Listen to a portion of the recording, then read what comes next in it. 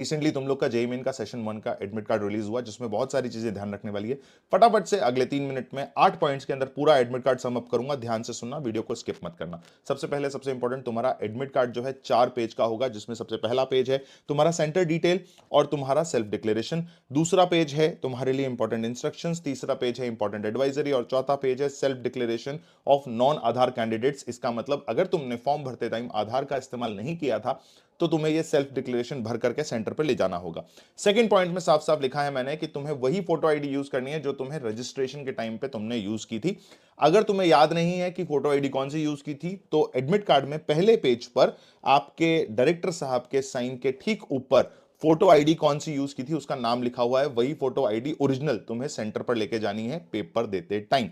अगली बात कर लेते हैं, अगर सेल्फ डिक्लेरेशन तक पहुंच गए हो तो उसमें चौथे नंबर के बाद 5वें नंबर का पॉइंट है जिसमें साफ साफ लिखा हुआ है, अगर तुम लोगों ने आधार कार्ड के थ्रू रजिस्ट्रेशन नहीं कराया था तो तुम्हें रिपोर्टिंग टाइम से 1 घंटा पहले सेंटर पर पहुंचना है। अब रिपोर्टिंग टाइम क्या है, तुम्हारी शिफ्ट टाइमिंग अगर 9 बजे है तो रिपोर्टिंग टाइम है सुबह 7 बजे,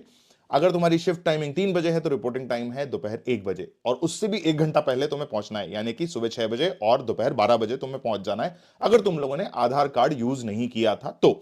फिर बात कर लेते हैं, सेल्फ डिक्लेरेशन फॉर्म भी साथ में लेकर के जाना, जो चौथे नंबर का पेज है।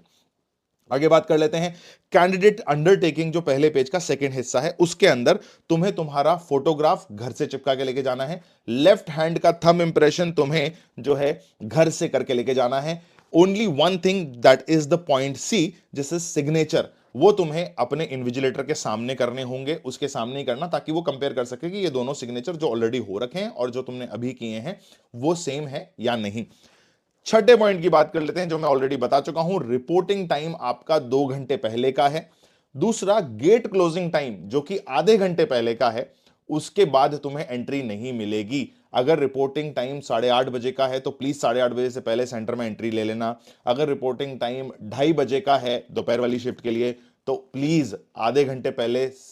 एंट्री ले लेना, बाहर रुकना मत किसी के लिए, ठीक है, अदरवाइज एंट्री में दिक्कत आएगी। वैसे कई कई सेंटर्स पर देखा गया है कि बच्चा अगर बाय चांस लेट हो जाता है, इक्के दुक्के बच्चे, तो ये सेंटर पर एंट्री दे देते हैं, बट रिस्क मत लेना।